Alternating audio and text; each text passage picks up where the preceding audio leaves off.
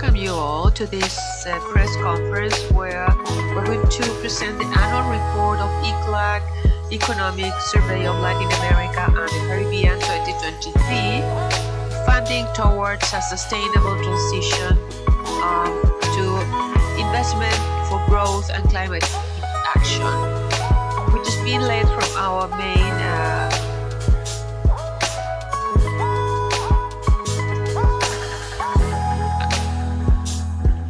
greetings to the people who are with us virtually on our website. Also, you can also follow us through the social media and also X, and Facebook. We greet all the people who are here in Salzburgo in the main side of ECLAC.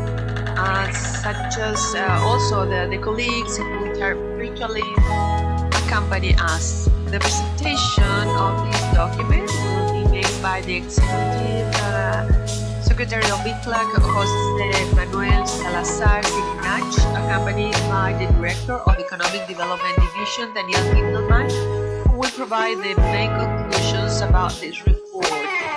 We are going to have also here with us Silvia Hernandez, Chief of the Cabinet of the Executive Secretariat, and a group of colleagues from the Economic Development Division, Silvia Vera, Ramon Pineda, Esteban Perez, and others. After the presentation, we're going to have a Q&A session. We remind you the accredited representative of the media to send questions in written mode on the chat as well as via email. Conferencia prensa at cepal.org. This is the email address. So now the Executive Secretary, Jose Manuel Salazar, you are recognized. Thank you. Good morning, everyone. The ones who are here and the ones who are connected via Zoom. Good morning to our colleagues on ECLAC.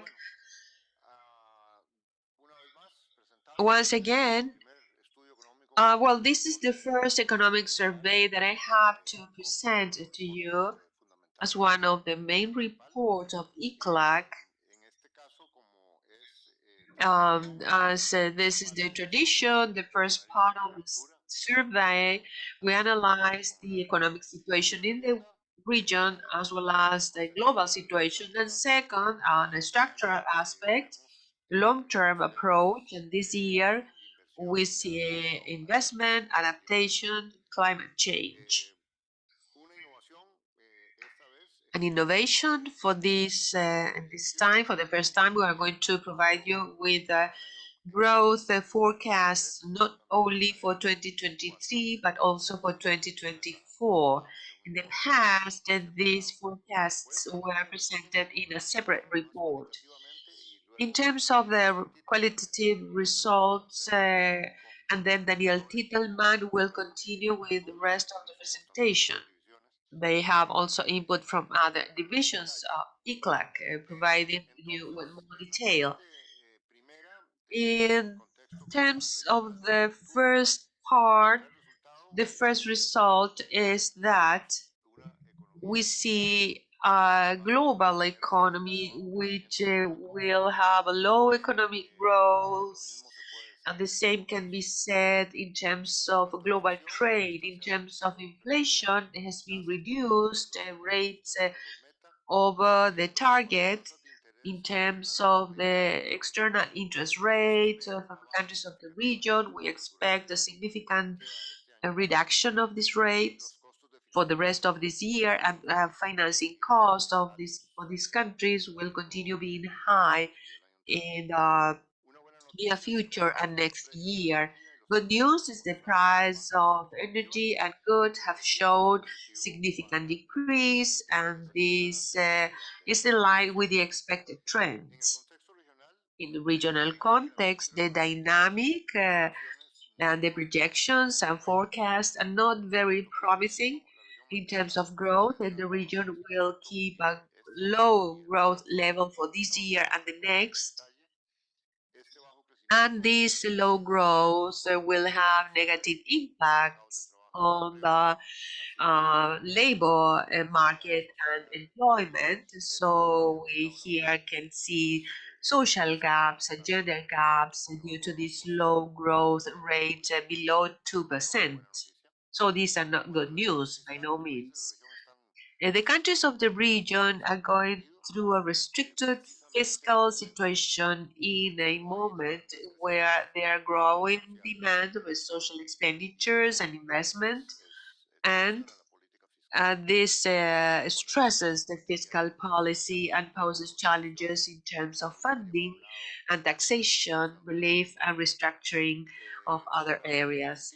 Positive news is the inflation forecasts, and we can identify the deceleration of inflation in every country of the region, and this should give room for a reduction of monetary policy rates.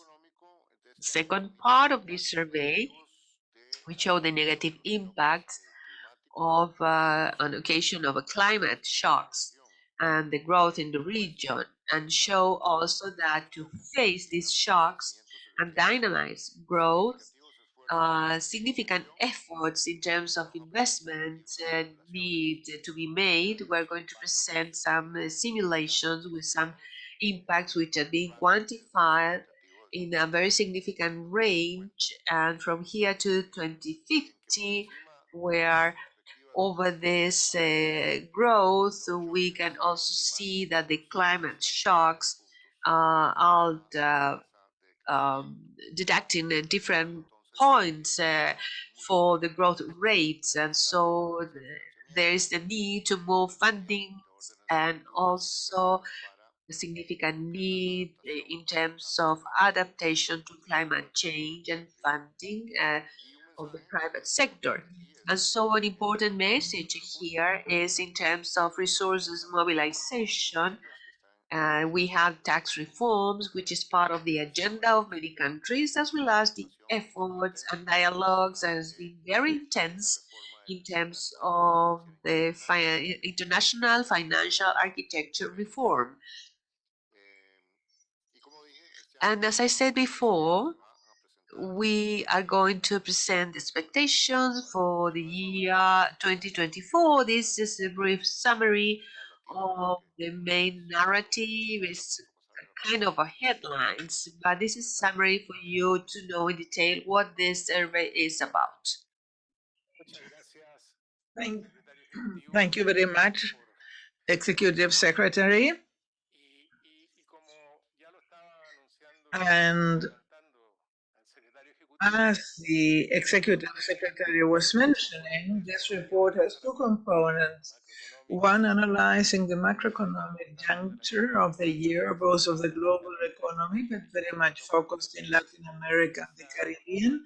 And the second component, analyzing the importance of climate shocks on macroeconomic pressures. And in this presentation, we will give now, basically, the first part will deal with the macroeconomic juncture, the international context, and what happens in Latin America and the Caribbean, and then the projections of growth and how climate change creates challenges for the region to boost the economy of the countries in a socially inclusive way, which we believe is a very important subject. Regarding the overall scenario, this is not a scenario in a global context that is supporting us in a very strong way, supporting our needs of growth. There is a low growth of the GDP and world trade, and despite the falls in inflation that have been higher than expected, probably high interest rates will remain. And the Fed already published their information and they will maintain those rates as a core. Inflation remains strong. Financing costs will remain high, and there will be less liquidity due to the portfolio adjustments and the central bank balances, and this will mean higher financing costs. The good news is that the commodities prices are dropping, even though they are still um, bigger than the pre-pandemic era, but there is room for them to continue to go down, and that should help the region looking forward. Very briefly, some data. The growth of the world for this year and for 23-24 should be about 3%. There's a drop of about half percent. It grew in 2021 and very much underneath the historical level of global growth of 2010 to 2019. This is what we were saying, that the growth of the world is not stimulating what happens here, nor generating the boosts we would like to see here, but the dynamics of the main trade partners are very important. The United States is going down to 1.8 compared to 2.1 in the previous year. And this affects the region, particularly Central America and Mexico, but also the whole region. China, on the other side, is reducing its growth rate, 4.5 for the following year, 5.2 for this year. This is an increase as compared with the previous year, but there is a drop in China's growth expected drop, and this is important because China is a trade partner of most of our countries. Not only a drop in the dynamics of the growth of China, but the composition of its growth is not generating stimuli for the region. And the Eurozone, that will grow very little, 0.9, 1.5, according to estimates for next year, but the dynamism of its growth is very slow. Now, regarding trade dynamism or dynamics, what we show first is that the structural change that we had post-financial crisis of 2009 remains.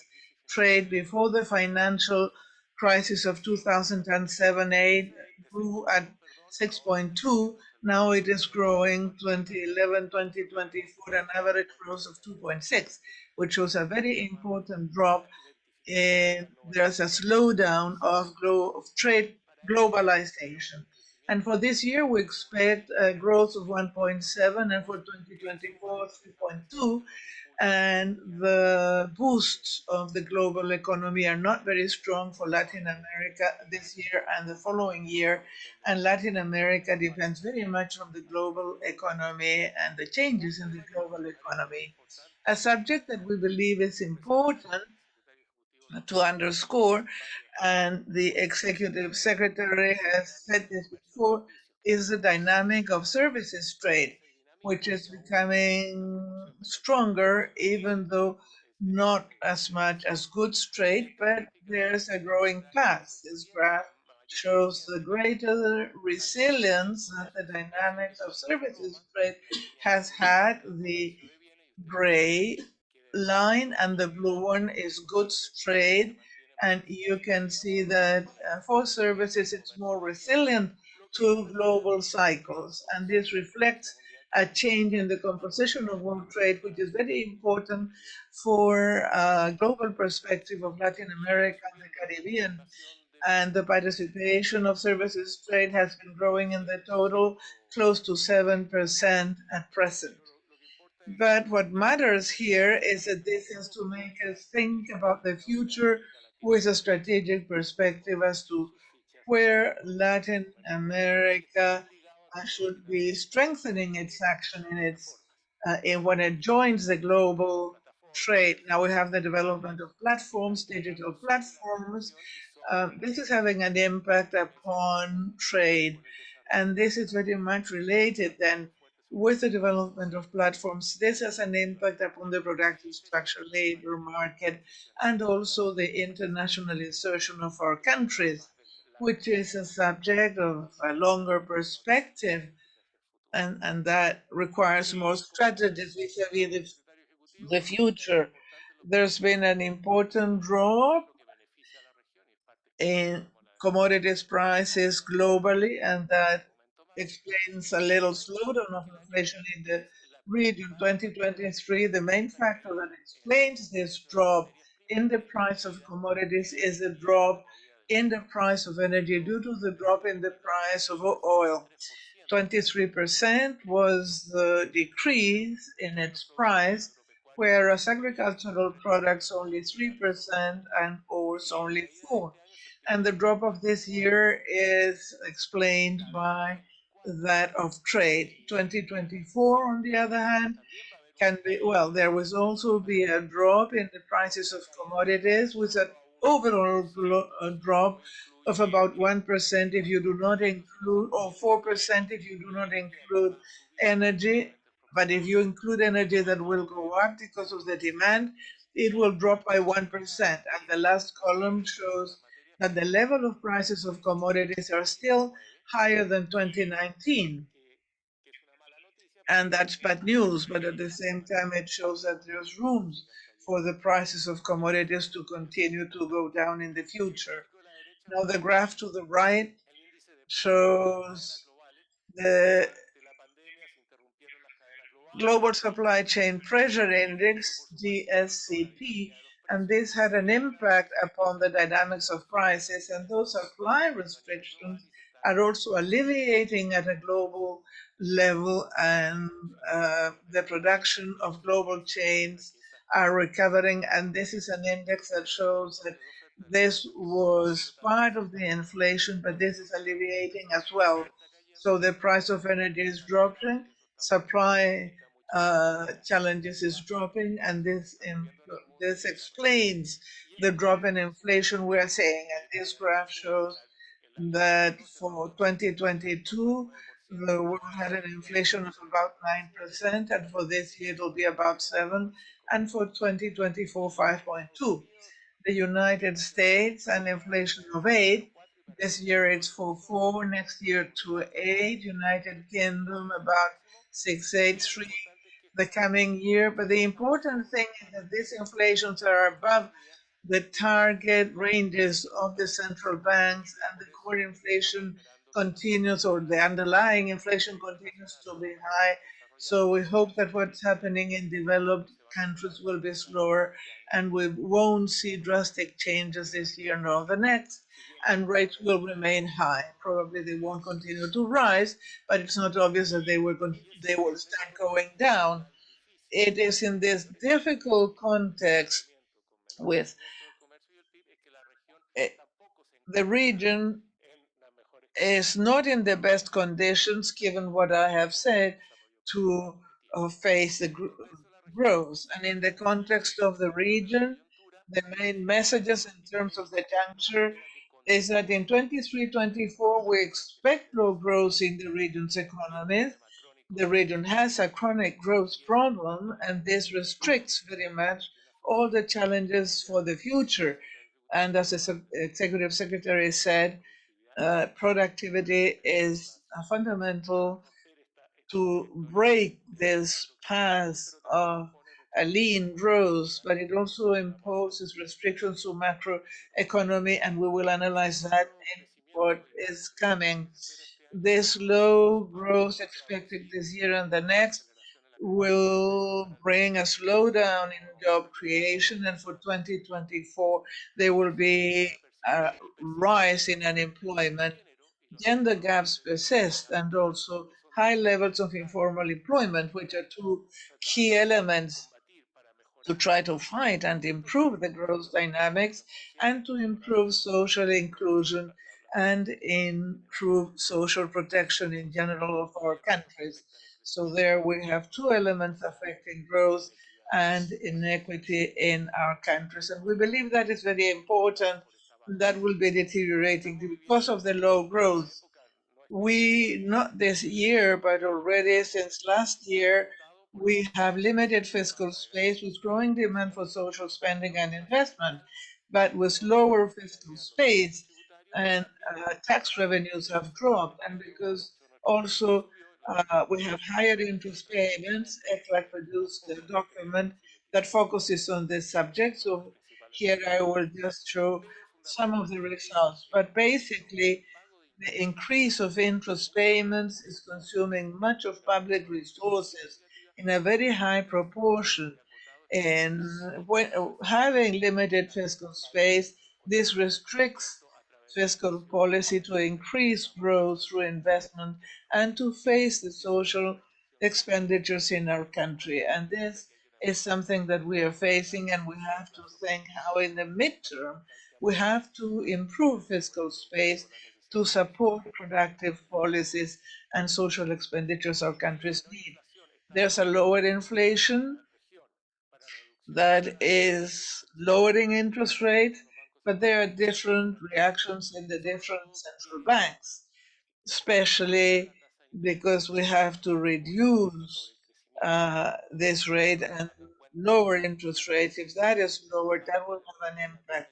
The lag in the lowering of interest rates can take between 6 to 9 months, and to start reducing that no will appear in 2024, which is important.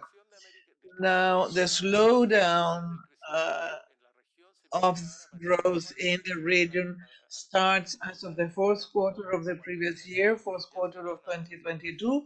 We see already a slowdown. The first quarter of this year, it increases a little bit. And then the second quarter, there's another slowdown as compared with the last quarter of last year, the fourth quarter of last year, and also as compared with the first quarter of this year. So we see a slowdown since the previous year, the third quarter of 2022. And this has translated in a slowdown, as I said, of labor market, which is complex. In this graph, we are showing the variation of the number of occupied persons in 21. Coming out of the pandemic, restrictions were eliminated and it grew 7%. 2022 went back to 5.4. Restrictions were removed, also withdrawn, the pandemic restrictions.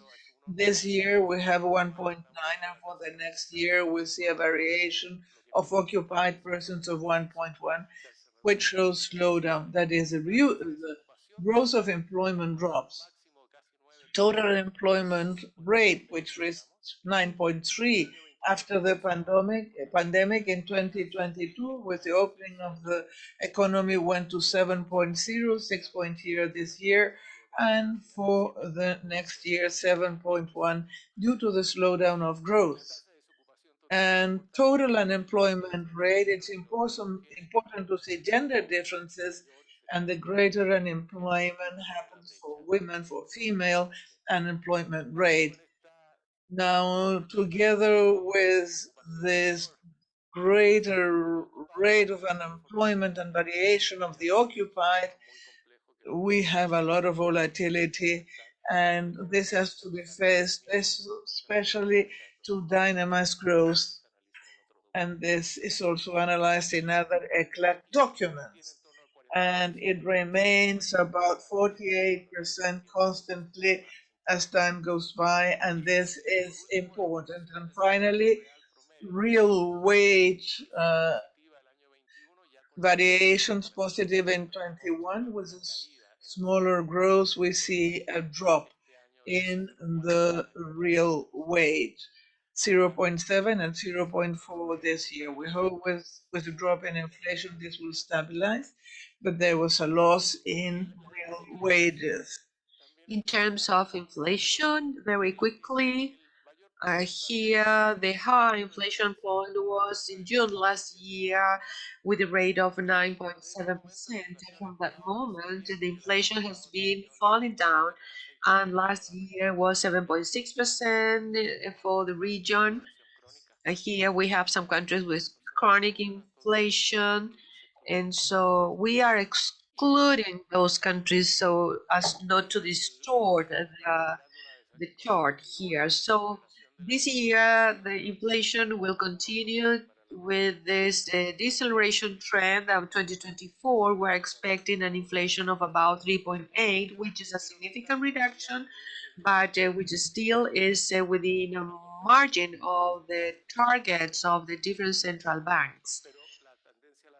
But the trend toward deceleration of inflation, followed by the drop on the prices of commodities, energy, food, and now, the restriction for the supply during the pandemic, and now this has shown a downward trend dynamic. Many central banks of the region have are reducing their rate. Some of them have been very active, some others not. And Brazil has reduced the rate from 13.75 to 13.25. Chile also has reduced significantly in about 100 base points.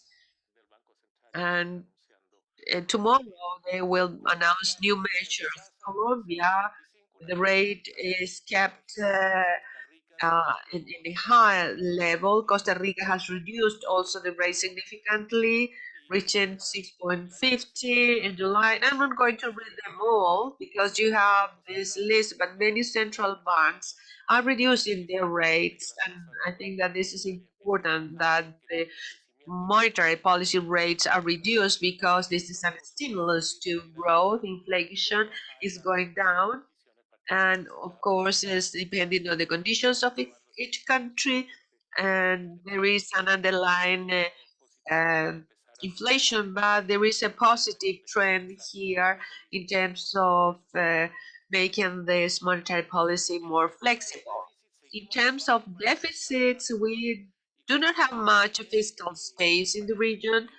For 2023, our forecast is a primary deficit of 0.4. The difference between the primary and global deficit is the payment of the interest of the debt. And this higher primary deficit that we are projecting that will go from 0.3 to a deficit of 0.4 for the year 2023 is explained on the right, which shows a significant drop, almost 1 point in terms of the public revenues. And so these were 23%, and now they will be 18.4%.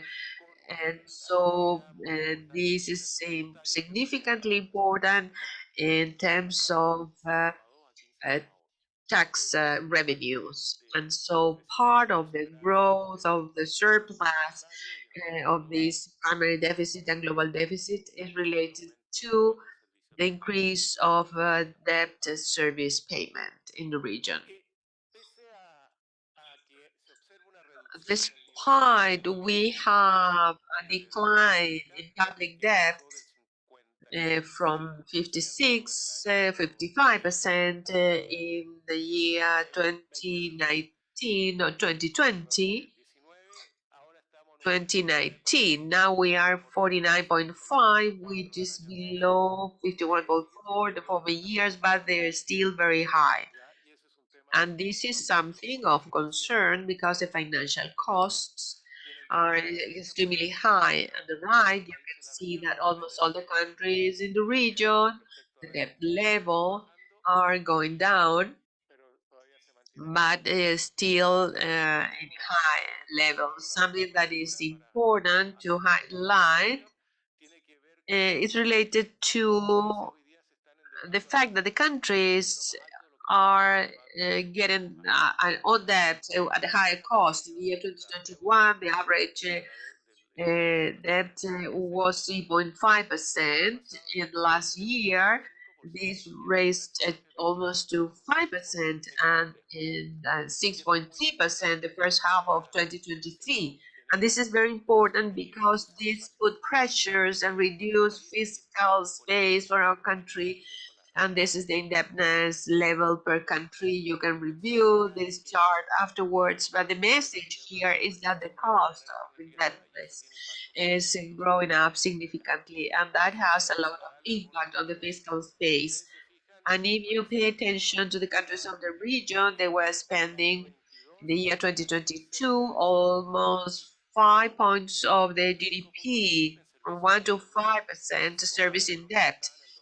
compared to 2012, that is significant growth, and this creates a lot of restriction for the fiscal space. And when we see also a drop in the tax revenue, you will see that the payment for debt service is taking a lot of resources, putting a lot of pressure on this fiscal growth that is required to um, dynamize the growth in the year 2012 for the payment of debt interest was 47% of the fiscal expenditure in education. Today is 63% in terms of public investment, which is of concern also. This is about 185%, twice what is invested, which is only paid in terms of interest, and this is a restriction to growth. In the Caribbean, we can see also, although the fiscal surplus will be kept. Last year was 0.4%. The primary surplus, the global deficit is still important, and the difference between the 1% and global deficit below 2% is payment of interest. In the case of the Caribbean, public debt, gross public debt, which is very significant, around 80%, and Chile has decreased a little bit, but it's still very high, and something that also the capacity of the Caribbean to grow is in standstill mode. So we are going to see that the dynamic of growth is closely related to climate change. And then finally, the region will grow 1.7% this year. This is our estimate. South America will be growing 1.2%, Central America and Mexico about 3%. And I'm not going to cover the detail per country because you have them all. But what is important is that this year has been a low growth. This is not something that allows the regions to take this qualitative leap. Excluding Guyana, they have an impact from the oil, about 25%, but the Caribbean, if you see them, including Guyana, will be growing about around 4.2% over 2024. The growth is very low. And for next year, we're going to be growing about 1.5%, Latin America, South America about 1.2, Central America and Mexico 2.1, which will reflect part of the domestic restriction of our countries and deceleration and lower dynamism of the global economy. And this the Caribbean will reduce the growth rate to 2.8%. So the message is that the growth will continue being very slow, very low.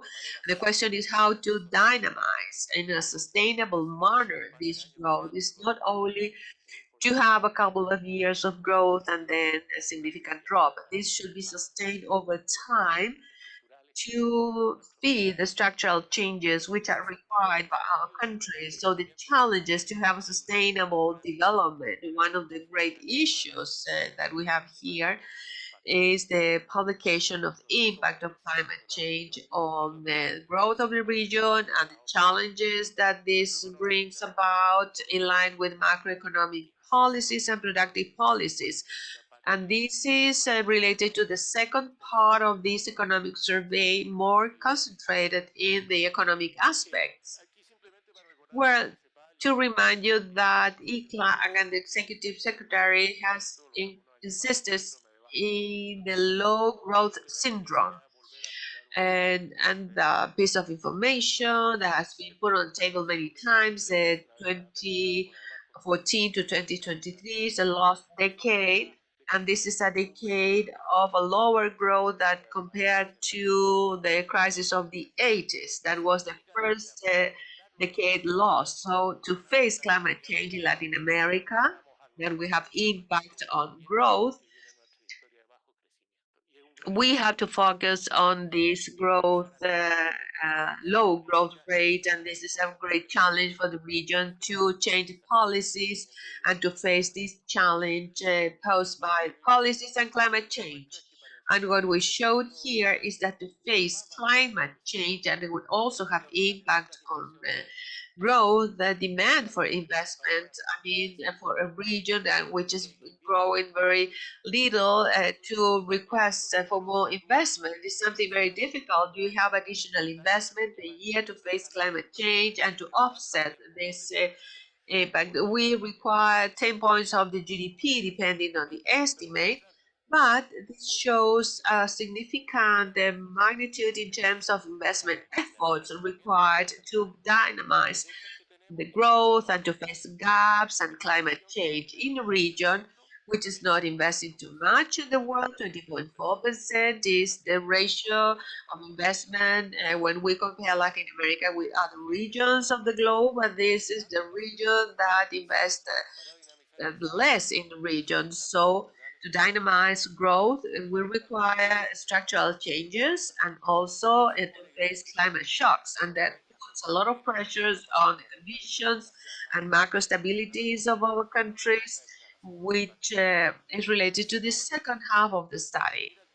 When we look at the investment areas, ECLAC has identified 14 strategic areas to challenge investments to contribute to stimulate growth and tackle climate change. These sectors emphasize also uh, the relationship with with climate change and investments, and we have different sectors: energy transition, we have electromobility, circular economy, carbon footprint. Everything has impact on the green. We have put there all what is related to climate change, but everything is related to climate change anyway.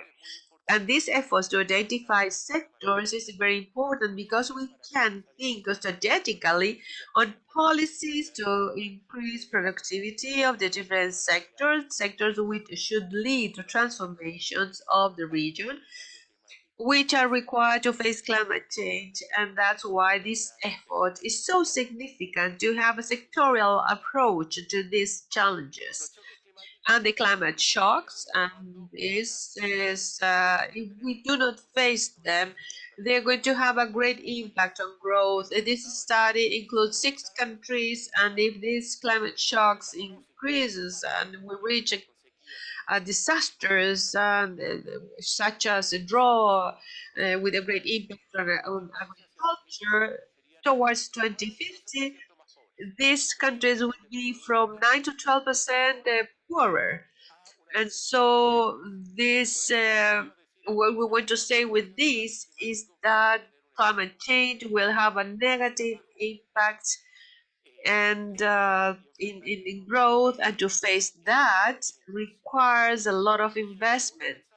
And the second message to highlight here is that from a fiscal sustainability perspective, if the region has no access to cheaper financial resources, so public debt will not be possible to be endured. So the message is that we require to have access to funding, but the cost will be very significant in terms of determining macroeconomic trajectory and public policy, apart from the capacity of our countries to face investment challenges. And in terms of public and private sectors, we're required to bring about private investment, and this is a public and private challenge. So what we need to emphasize is macro stability, which is required, and in this regard, the private contribution is very important as climate investment is subject to risks. Cost could be very significant, could be significantly high. And from the fiscal perspective, to increase public investment, it's important to increase fiscal growth. And here we can get some of the work that we are doing. tax evasion is very important. Some countries are discussing how to reduce it, and this is equivalent to 6.1% of regional GDP, to revise tax expenditures, which is very important to attract investment. This is in average 3.7% of GDP, almost 20% of central government budget expenditure, and this policy needs to be revisited very deeply. Un ejemplo sacado de la... An example, a regional platform of tax mutual support has been created, which tries to improve the possibility that the region has to negotiate the global taxes as well as to start improving fiscal space. And here we saw how we could increase green taxes or to the patrimony or property, etc. On the side of expenditure, institutionality is very important because we have to increase the capacity to spend, improve efficiency and efficacy of fiscal expenditure, investment and social expenditure, and there we need to make progress to increase fiscal space. So it's not only revenues, but we need to potentiate the fiscal space.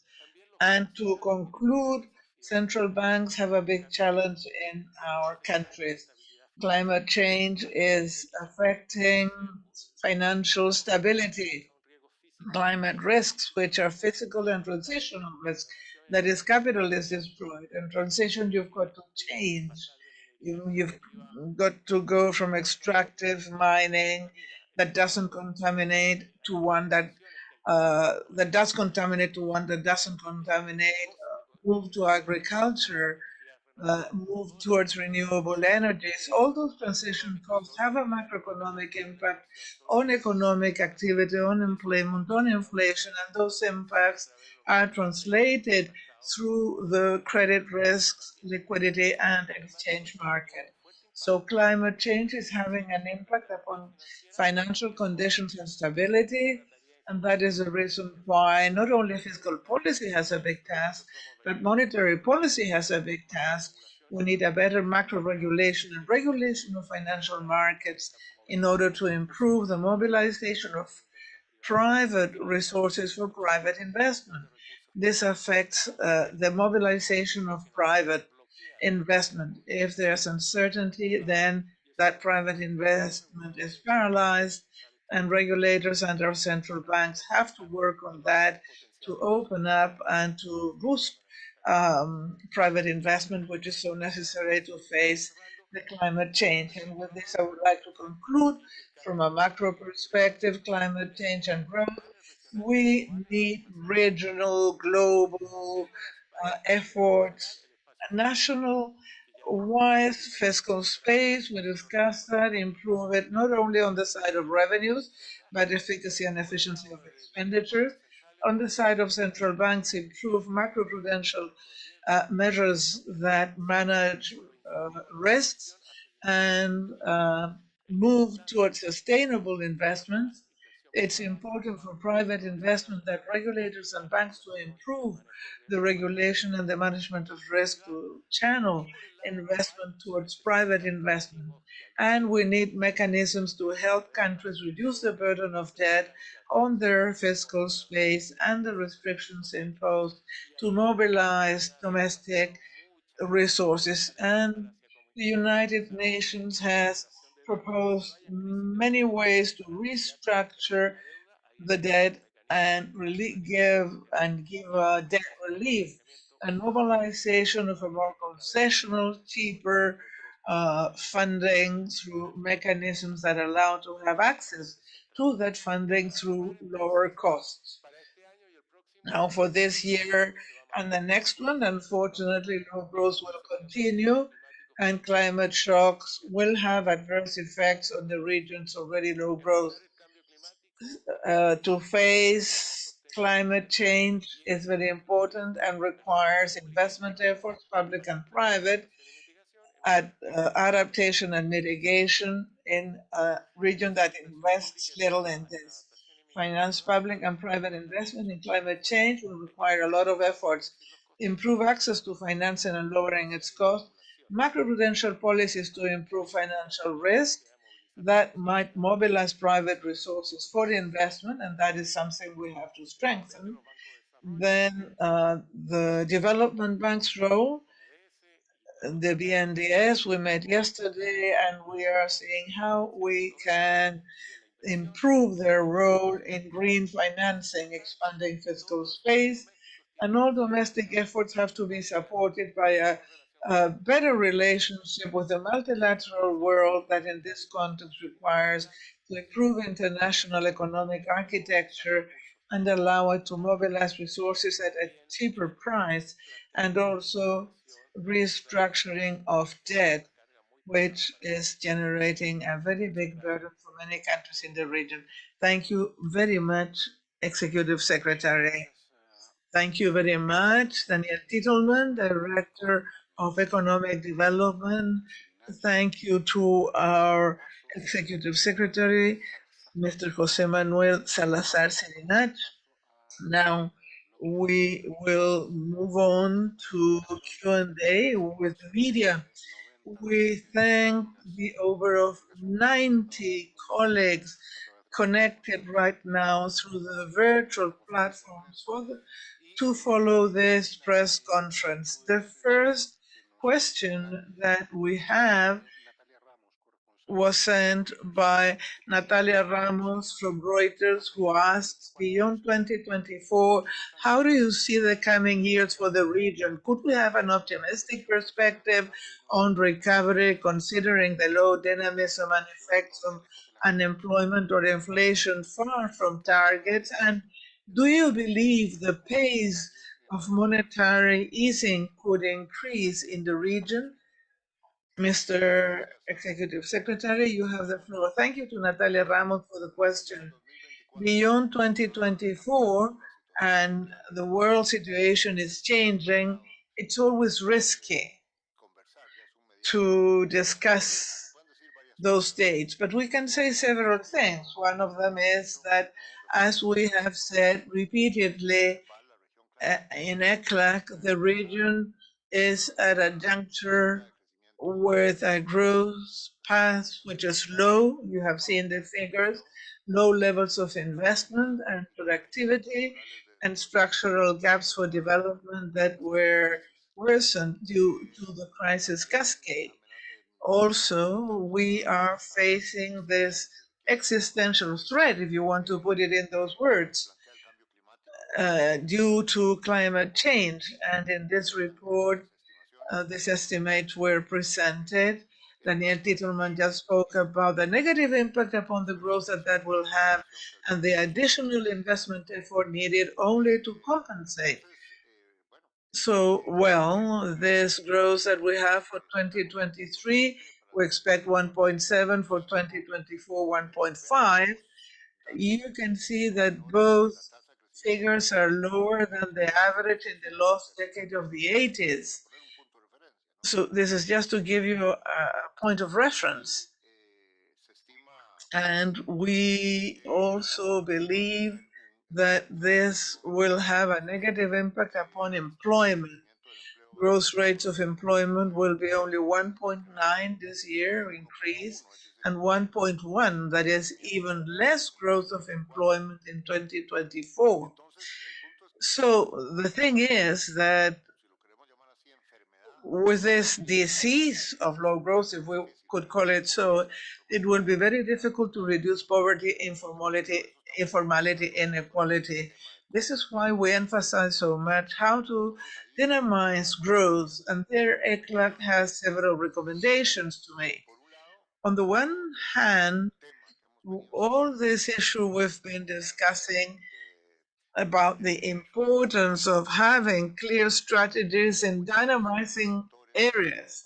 There are many areas we have accelerated technological changes. We are the era of artificial intelligence. There are many sectors that not necessarily artificial intelligence is a state of the art, but we have also electromobility, energy transition, bioeconomy, circular economy, agriculture for food safety, which is so necessary, sustainable tourism, sustainable management of water. All this is very much related with this impulse to the environment. And we have all the pandemic problems, all the medical systems. So we have a message there where clearly, if the countries have clear public policy and clusters and public PPPs and collaboration with the academia, things might be better. But we need a favorable macroeconomic environment, not only this micro work, but we also need a macro work. And here there are many things that we have to discuss. Daniel Titelman explained them very well. But to repeat, actions in the monetary field, very important to continue with a reduction of interest rates. High interest rates affect investment, affect the cost of loans for all the SMEs, for housing, for personal credits of all magnitudes. So the issue of being able to continue with a reduction of interest rates now that clearly inflation is dropping is basic in monetary policy, the expansion of credit, of course, and also in the fiscal scope, the fiscal space for public investment to increase, to grow, because that is very well documented. There's synergy between public and private investment. The greater the public investment, that brings about and gives incentive for private investment. And this is why PPPs are very important for the we need the capacity of the public private to invest all the investments for climate change. This is striking hard in terms of low growth, but also in terms of a lot of social inequality, fires or hurricanes or floodings. All these things, unfortunately, affect more the poorer, the neediest. And now to speak about the macro, to reform the international financial architecture. So, summarizing, I would say that that is the fundament. Those are the fundamentals. We could add other elements, but to conclude, I would say that more than thinking, and it would be all right. Uh, the instead of waiting for China to grow again at 9% or a changing global economy, China is in 4.55, more than expecting that something very favorable will happen worldwide. That would be very good, but our optimism or pessimism should lie on whether the countries are facing well all these tasks and complying with them. We need to do our homework. We need productive policies. We need to be more ambitious and use bigger scales than we have used in the past. Work in an adequate macroeconomic framework. And also now we have to finance the response to climate change. Thank you very much. Thank you very much, Executive Secretary. Now, Maria Martinez Moore from EFE. She's asking the following: what is the increase in projection of growth of GDP in the region for 1.2 in April to the current 1.7? What has changed in the region and the global economic situation? And she also says that the Chilean government says that 2023 will close with no recession because ECLAC will consider that there are negative figures. This is from EFE. And so the executive secretary will answer this question. Daniel Titelman will answer this. Thank you, Maria Martinez. These are relevant questions. In terms of the first one, so what is the increase of the regional PIB that we have 1.2 in April and the current is 1.7? All the ones who are making this growth forecast for this year, there is an upward trend in this adjustment because many economies have been more resilient than what it was expected. So what we have seen is that on one hand, Brazil and Mexico are the stronger economy having more impact. Of course, if they say 1.7, and in the case of Brazil, there was a positive impact for abundant growth, that crops that they have. The second semester, 0.2% was expected, and the good news that was finally 0.9%. So they have been more resilient and they have shown more positive impact, and they have caused this impact on the growth of the region. Mexico is also having better results than expected. These are related to the growth in the United States. For investment, also explaining important part of this growth. And so consumption also increased in Mexico like in Brazil. So that's why these two countries has uh, caused these impacts in this upward trend. But there's other, not all the country has been resilient. In the case of Uruguay, because of the drought, they showed one of the lower rates. Lowest rates than expected, and then there are ones which have better rates and other ones not. Well, in terms of the global macroeconomic outlook, as the executive secretary said, it's not that the global economy stimulus won't be a positive factor to dynamize the growth in the region. And so it's very important that our countries also make efforts in terms of how to increase productivity and improve the insertion in the economy as part of the main business partners, economic partners in the region. So we are expecting that some countries will grow less than what they are growing this year. That is the case of United States and China. But there is a great effort of the countries of the region to face climate change and to boost the economy, and they are finding opportunities also to uh, make the countries to have a better growth rate. The Chilean economy is doing some adjustments, and which is close. Chile creció el año 2021 en torno a un 11%. The year 2021, Chile grew 20%, and they have to, I mean, for different reasons, they have to make some adjustments. And so there has been a process of adjustment of that growth. And that process of adjustment is getting to the end. But these are processes that one day end. And this second semester, we hope that the economy will grow more, but this takes time. That's why this year we are at 0.3. We're going to check that number at the end of the year. We are, I mean, it's a figure close to zero. But if you pay attention for this next year, Chile is growing 1.8 over the regional average.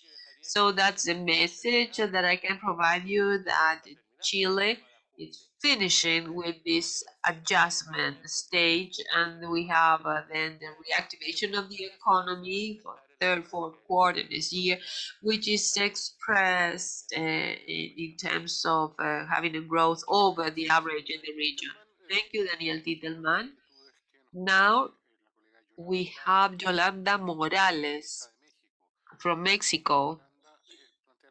Yolanda is asking about the strengths and weaknesses of the Mexican economy for this year and the next, and asking if Mexico has solid, robust resources to approach the nearshoring economy, and if there's some uncertainties for local and foreign investment. And these questions, as I said, Yolanda Morales, economist from Mexico. Daniel? Thank you, Yolanda Morales, for your questions. Well, in terms of the strength of Mexico for this year and the next, and this year will grow more than expected, is that they have a very dynamic labor market. Unemployment rate is close to a historical number. There is a real growth of employment and which is supporting consumption. With an increase in consumption because the labor market is very dynamic. Exports have had also a very dynamic behavior, and growth of the GDP over the last 2 years.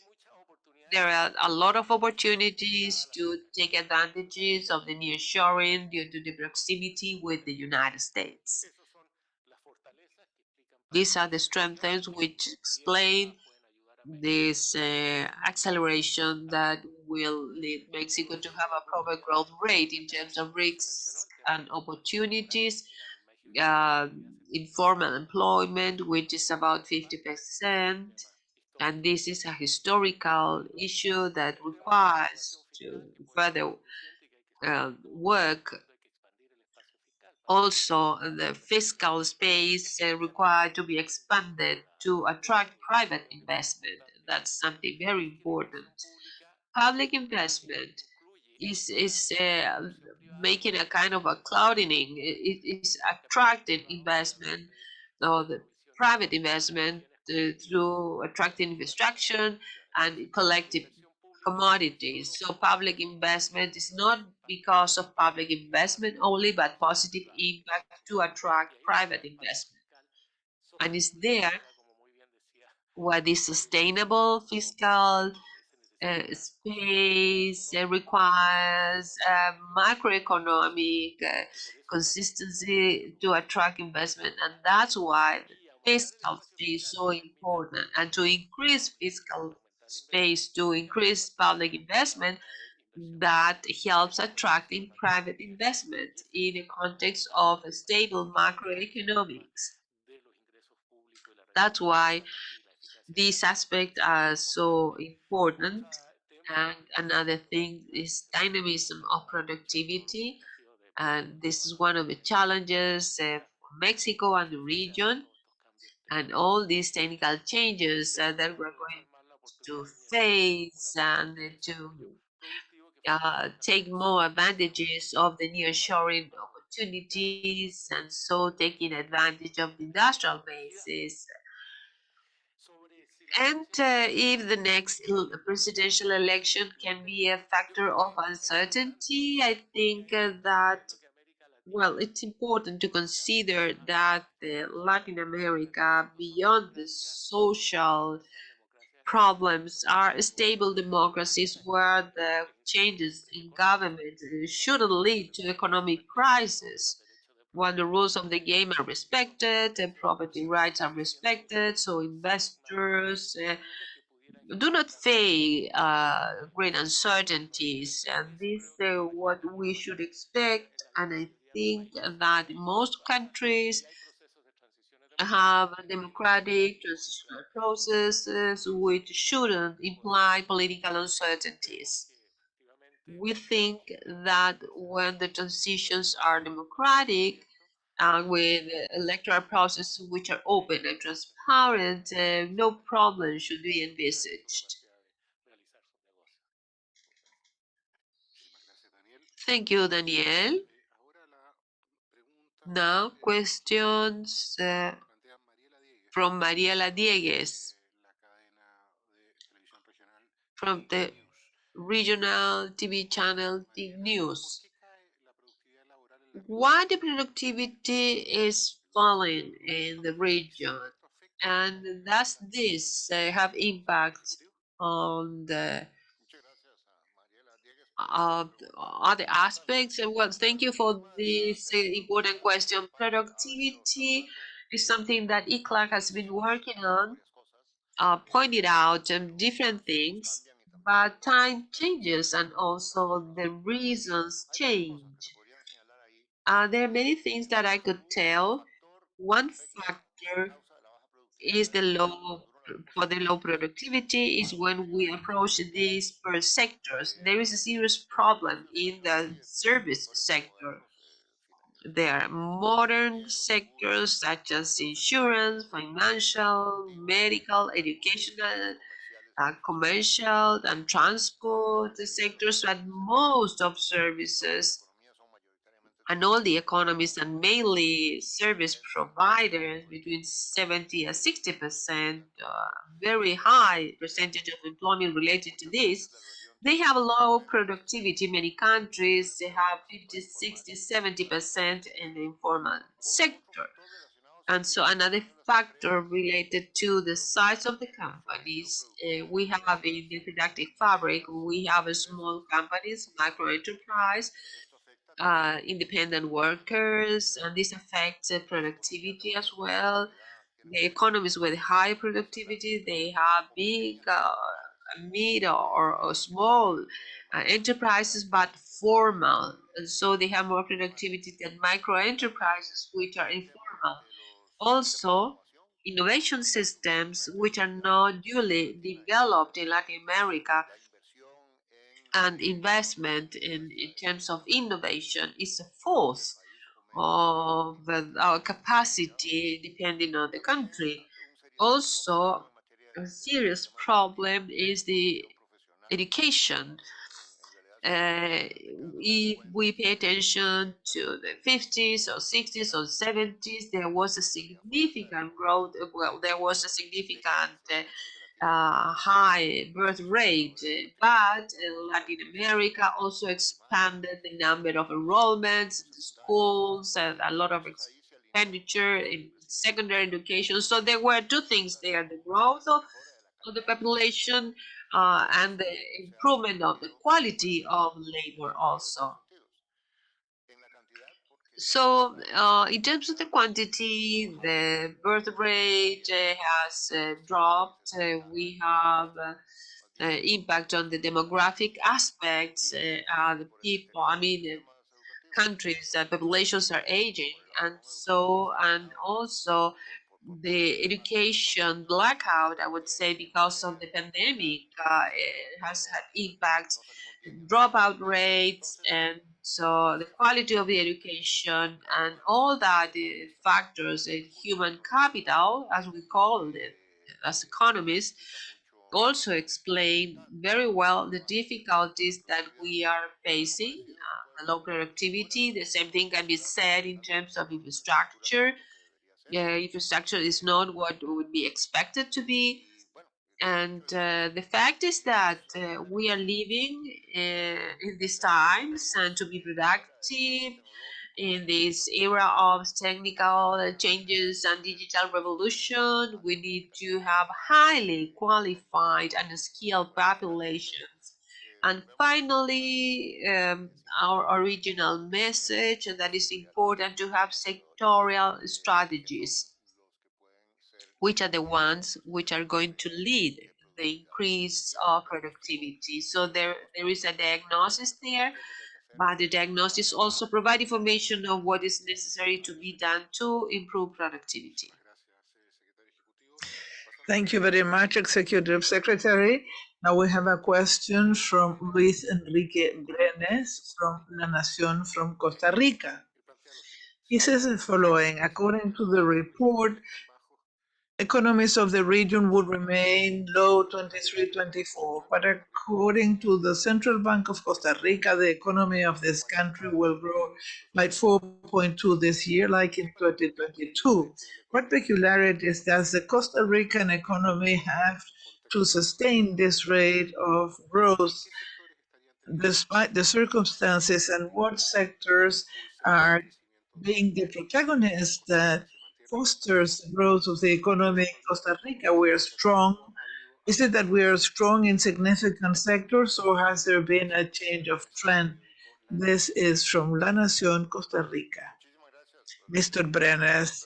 Thank you, Ms. Luis Enrique Brenes, for the question. Costa Rica is a country that has accumulated certain peculiarities in the last decades in terms of a favorable investment climate.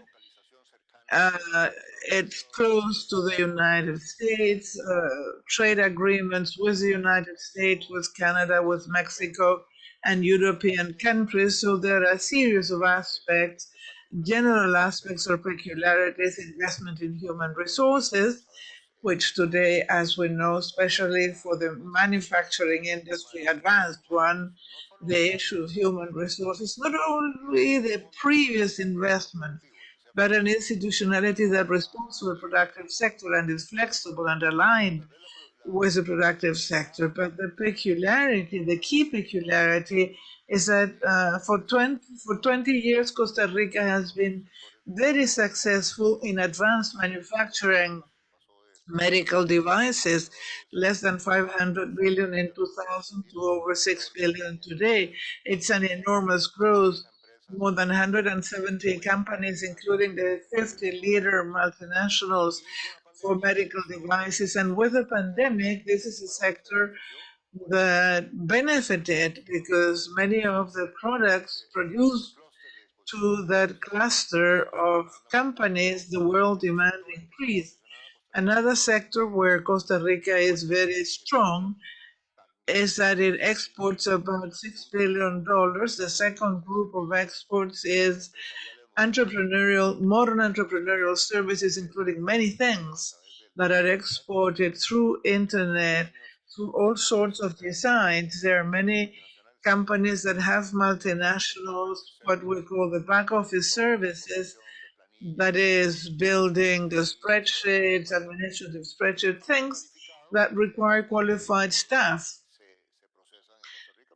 and that are processed in Costa Rica, multinationals with up to 5,000 people working in just one enterprise in a very large area. And that is what is bolstering productivity and growth in the last years. Now, the exports, according to what we have in the report, goods of Costa Rica grew year on year with a special regime, which is a foreign investment in 30%. That is an enormous growth for a year on year growth. And there have been similar growth in other years. The medical devices, precision medical devices, is pulling along. So the GDP will grow at 3.8%, a little bit less than the estimate of the central bank, but we shall see the final result. Anyway, it is an economy that is positioned in that category of countries growing 3 to 4, 4 to 5 in a better year, which is not bad at all. There's also growth of some domestic sectors. Household consumption has also picked up. Investment in the construction area has also picked up, and tourism has also picked up after the main effects of the pandemic. To conclude, despite that success, there's productive dualism, which is of concern and discussed a lot because we have an ultra dynamic sector, but actually it occupies 10-15% of the, represents 10-15% of the employment. But the rest of the employments are not in that dynamic areas. Thank you, Executive Secretary Irma Cortizana from The Economist and La Prensa Gráfica from El Salvador. She asked the following: why is El Salvador the country that grows the less in the sub-region and most attractive for foreign direct investment, despite the reduction of violence that has been experienced by the country. And Irma Cartisano Chang says that 2 years from the legalization of the Bitcoin in that economy, does ECLAC believe that that has benefited the country in some way? Mr. Daniel Titelman will answer this. Thank you, Irma Cartesano Chang, for your interesting questions. Indeed, El Salvador in the last 2 decades has been one of the economy with the lowest growth rate in Central America, about 2%. And that is something that has been going on for many years. The factors behind the low growth are very varied, but as mentioned by the Executive Secretary, amongst the structural factors explaining the low growth is what we see in many countries in the region, which is a low level of productive investment and a low dynamism of productivity, which are factors that explain a little bit what's going on. This is not only for El Salvador, but in the case of El Salvador, it explains the low growth in the last years. And the Salvadorian economy has been affected by the juncture of extreme climate events that have had an impact on the economy.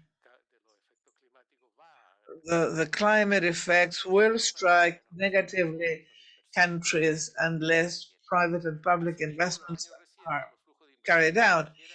Foreign direct investment has been very volatile, explained by the remittances back to the main companies, and the investment has been lower than countries of the same size. That is one of the reasons for the slow growth or low growth. The big challenge is how to improve the productive capacity in a context of macroeconomic stability, to improve productive development and to allow, through improvements in productivity, we can have better flows to take advantage of the nearshoring. And that explains the need of a series of macroeconomic and productive measures in a coordinated way. Regarding the Bitcoin, the impact of the Bitcoin on the economy, I think that after 2 years of the implementation of the Bitcoin, September 7, 2021, the use of this crypto asset is very low. Cryptocurrencies are not easy for people to trust in them and to use them as payment means. They are more used for speculative purposes and to find, as I said, more speculative businesses rather than normal payment, and they are not easily adopted for the payment system. So its use has been very restricted in the Salvadorian economy, and therefore it has had a low impact. The remittances, which are important in Central American economies, cryptocurrencies only represent 2% of all the remittances. So there is a low use of this kind of currency for the time being. Thank you. Thank you very much, Daniel. Now we have a question from Prensa Latina, Carmen Esquivel. In your judgment, how can you understand the low growth with the more harmful effects of climate change? Wouldn't there be the possibility of a vicious circle in more vulnerable countries? Taking into account the panorama for this country and the next one, when does ECLAC believe there could be a strong growth in the regional economy? Prensa Latina, Carmen Esquivel, Executive Secretary, you have the floor. Yes, thank you very much for the question. As we emphasize, and this report really shows that Latin America is particularly vulnerable to climate change. Even though we are responsible for only 8% of the emissions in the world, but we are affected due to a series of reasons. Our climate, our geographical position as a continent, the number of islands in an area where we have a lot of hurricanes, and so on and so forth. As Daniel Titelman explained, the estimates for 2050 are that in a group of 6 countries, the negative impact on the GDP can be between 9 to 12 points less of growth than what would exist without this impact. And so the additional investment volume required only to compensate this impact is also very high, 8, 9, 10% of the GDP, which is very, very high. So this is why this important message. Do we have the risk of a vicious circle between the two sectors? Yes, if we have a history of, if we have the disease of low growth, impacts that lower even more growth is something of concern. It's like the perfect storm because of what we require, and that's a message. And then we need very special actions and very strong actions and ambitious actions. And there we have an agenda of several lines of access and improvement of financing, of macroprudential policies as a tool to take advantage of international space. The conference yesterday on the Development Bank that we received from the president of the Development Bank of Brazil, and this is why we're working on that. The tax platform, we are the technical secretariat of that, reform to international financial architecture. We have to look for every path in order to be able to finance and invest as much as needed, not only to break the inertia of the low growth of the past, but to face this problem. There was a second component, yes. Carmen asked also, taking into account the perspectives, when would there be a strong growth in the regional economy? It's very difficult. If you look 1, 2 years ahead with so much uncertainty and black swans in this uncertain world, I think that the message, instead of having a crystal ball we do not have, we have to do our homework. Let us collaborate, the world perspective, climate change, the trends. There are many things that make economic development very complex. Also, governance has become more complex. What we can say, though, as a general thought, is that we have to be very much aware that if we consider with the disease of low growth 1, 2 less than the last decade, there are many things at risk.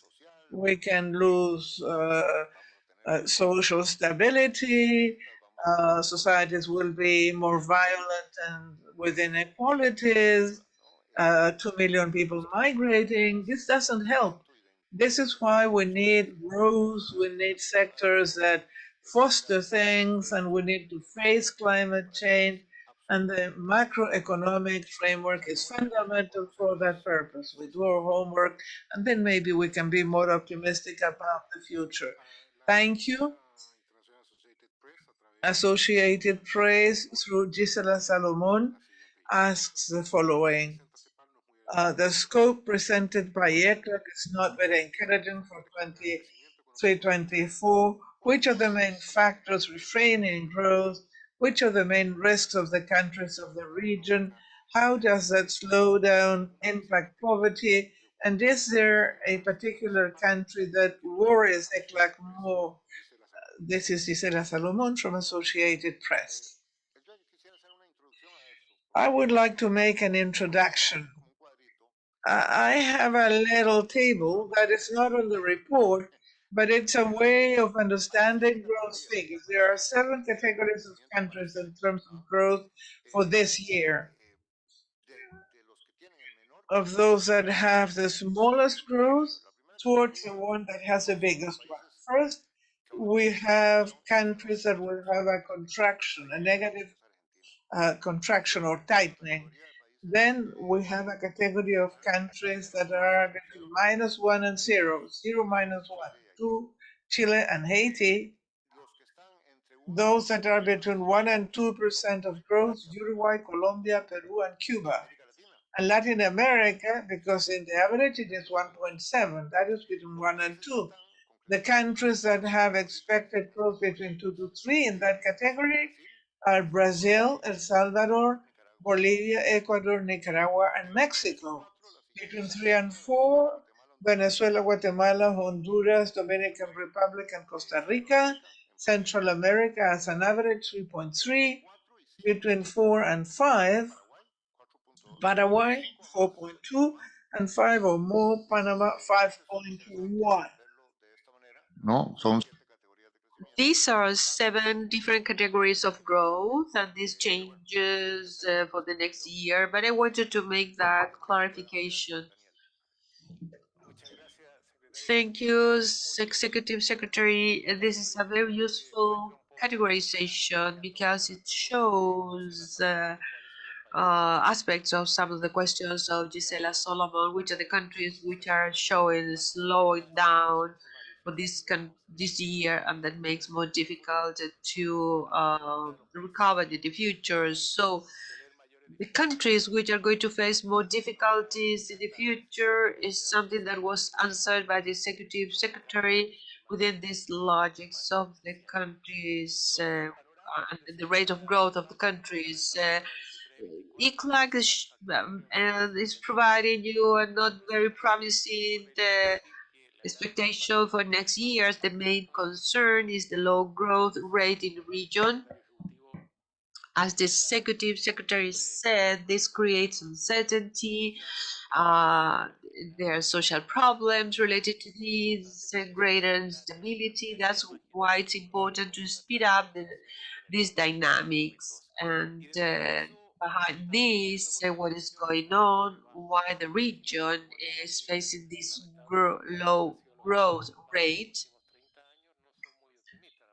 When we see what happens in the last 30 years, there's no very optimistic. There's no many factors contributing to growth. And the growth has been essentially explained by a series of factors, and accumulation of work and labor, and the poor accumulation of factors in terms of investments and demographic growth. And so if the region doesn't increase productivity, it's going to be very difficult. And by the way, a productivity related to productive and structural changes required to defeat their traditional problems in the region. And so we need investments, and we think that these are the restrictions. This external context is not helping very much. Growth is slow. There is a macro context which is very complex. There are structural problems which hampers transformations and changes in the region, because depending on the time that we do this, is not something that we're going to stop here and forget about the history that we had. So a great challenge, as the Executive Secretary said, was to make efforts towards productive policies to have a macroeconomic growth sustainable over the time, and focus on this complex aspect posed by climate change. We cannot continue waiting for more time.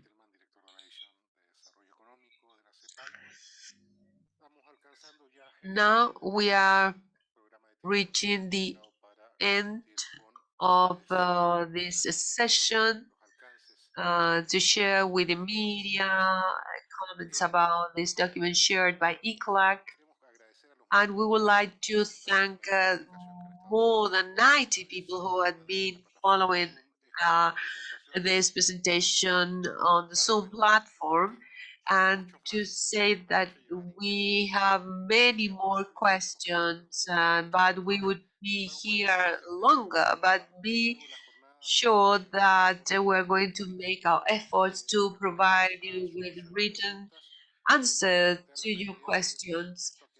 And this has been recorded, so just thank for your questions, and we're going to reply them all on by email. Alberto Sierra, Candida Costa from Dominican Republic, Mariela Mejia from Diario Libre, also Dominican Republic, Luca Patá, Benjamin Quinteros, Paula Santibáñez, Patricia Hernández from Mexico, Macarena Muñoz, Chile, and Ivan Martinez from Mexico, Ernesto Gloria, Yvette Saldaña from Mexico.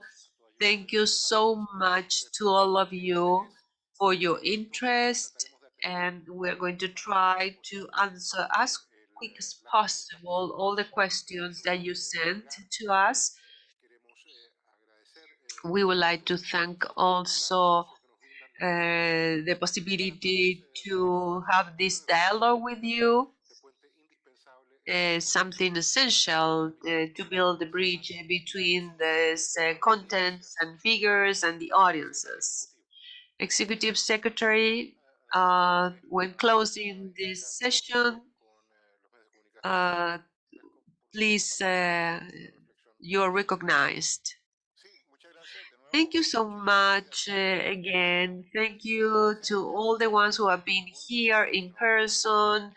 And we have been more than 1.5 hours here. And basically, three things. And this economic study tells us about the current moment, updating data about world economy, about global economy, and the most important thing is that our forecast of 1.7 growth for this year in the region, and how we do assess that. These are not the rates that we would like to, but the things could be worse, even worse, but this could be better as well. The good news is that in terms of inflation, trend is to reduce inflation in every country, and also the prices of some products in the world also, which are giving origin to this inflation. But this doesn't mean that we're going to have inflation comparable to the ones that we had before the pandemic. And in terms of the fiscal aspect, restrictions, which put complications to the challenges of the country, and we talked about many other things, but we're not going to repeat all this in the middle long term. I think that the main message is that this low growth syndrome, and we are having these rates for about 10 years. So the message of what we have to do is not only to wait for the global economy takes us out of this, but we need to resolve these problems with the scheme of investments and the range of different policies. And in terms of climate change, well, the reality of the world is this one. These are not good news. These are estimates that climate change is something going to be very expensive. And so, two conclusions: what we can contribute to the world to avoid the worst situation. This is not only of interest for the world and the planet, but this reflects in the cost for our growth, the social cost, and any type of cost. So we need to make investments to face these shocks. Thank you so much. Thank you, Executive Secretary. Thank you to all of you.